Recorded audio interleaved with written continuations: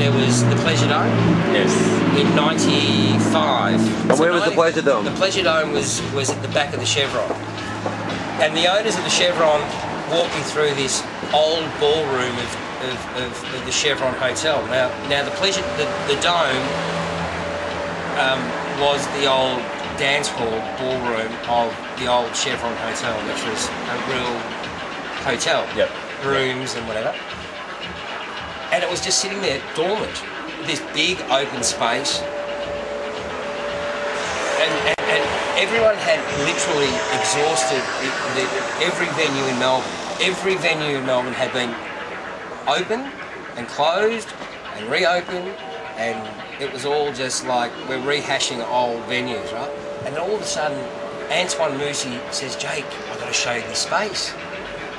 And he's opened this door, and it's like a movie, you know, when someone opens up the door and you go, "Oh my God, where the hell has this come from?" Right? Yeah. And it was, in my 3 years of being at Chevron, never ever seen this place, right? Didn't even know it existed. And then all of a sudden he opens the doors and wow. Anyway, so that was it. It was a teaser. He closed the doors and that was it. All of a sudden these other guys got the lease of this place and opened it up as a Pleasuredome. And the back entrance, and the entrance was from the back. That's right. Yep. And it was brickwork. And you know, there were venues like Razor and Seventh Heaven, and there's a whole bunch of other venues as well, which I've forgotten about. They were all like, Tasty came afterwards. Oh no, that could be around right. that same time. Yeah. So there were a whole bunch of underground clubs prior to Pleasuredome. The Pleasuredome was the new kid on the block, and it opened up, and it was just like, wow! Everyone was out, everyone was partying, the music was fucking driving, and pills were just, people were popping people were just popping pills. Everyone was popping pills. I don't think anyone did not pop a pill when they walked in there. So that was a Pleasuredome, and there was scissor lifts to take the DJs up to the console, and it was really raw and not very disco-like and not very glitzy, but it was very. At that time, it's grungy kind of.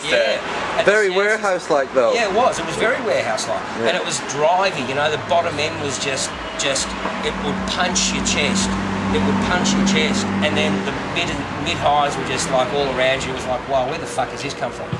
So from the big discos of Chasers and Chevron, glamorous, and then it went down.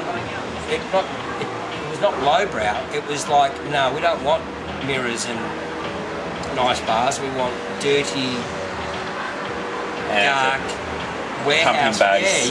It's all about pumping bass. It's all about the music. It's all about the sound system. And the music, right? The music, and obviously the producers of the world were making sounds and tunes that were conducive to pills and eckies and the rush and the start of trance. This really is the start of trance, and it's gone from acid house.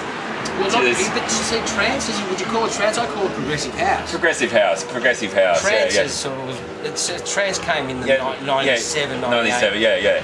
It was just progressive house, because house music has always been around. House music is house music, and then all of a sudden someone said, you know what, I want to make it harder and tougher and a little bit more, I want to add more sounds to it, which is then a little bit more progressive, but it's still house music.